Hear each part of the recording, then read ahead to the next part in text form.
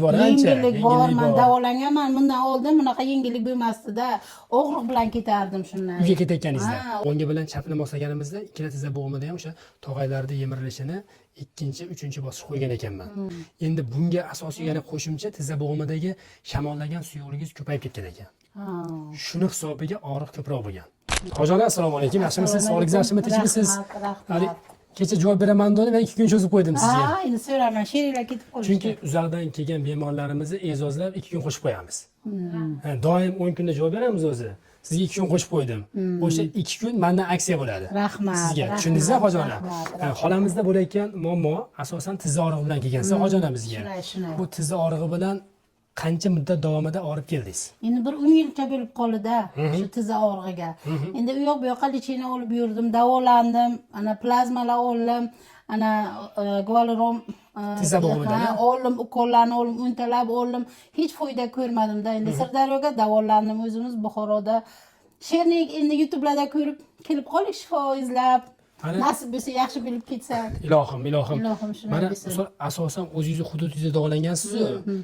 Ijtimoiy tarmoqda ko'rib kelgan joyingiz birinchi bizmi? Ha. Bundan oldin borganmisiz? Yo'q, birinchi Birinchi o'zimiz bo'ldi.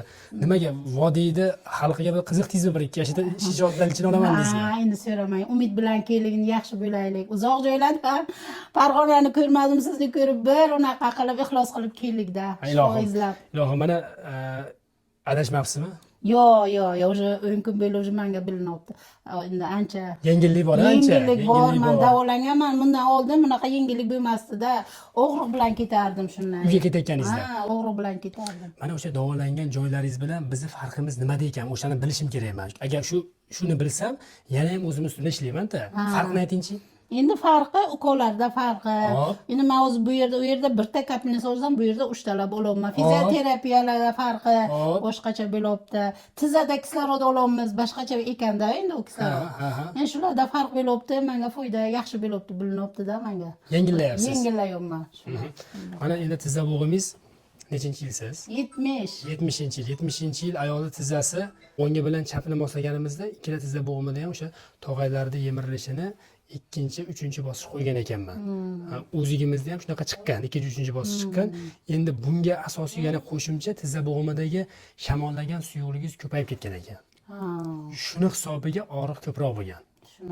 Endi hozir lecheniyada birinchi shamollagan suyuqlikni so'rdiryapmiz. O'sha osmi kunlar bilan so'rdirdik, yuvib tashladik. Qilinayotgan ikkinchi etap lecheniyamiz ko'proq fiz lecheniya bilan olayotgan kislorodingizdan foyda olyapsiz. Shunday. Endi bu soha bo'yicha mana ishlayotgan vrachlar, davolayotgan vrachlarimiz ko'p. Endi mana shu sohani asosiy hali davolash sxemasini kim yaxshi tuzib olsa, o'shani bemori kelayotgan bemor yaxshi bo'laveradi. Shunday bo'lsa. To'g'rimi, Hojiona? Ha, shunday bo'lsa. Buxoro xalqiga qanaqa gapingiz bor, aytingchi? Buxoro xalqiga.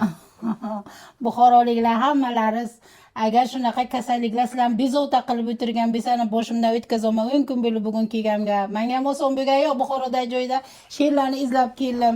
Kelinglar, shifo topasizlar. Endi boshimdan o'tganini men rostini aytaman. Menga nima kerak emas, yolg'onlar. Yo'q, rahmat sizga.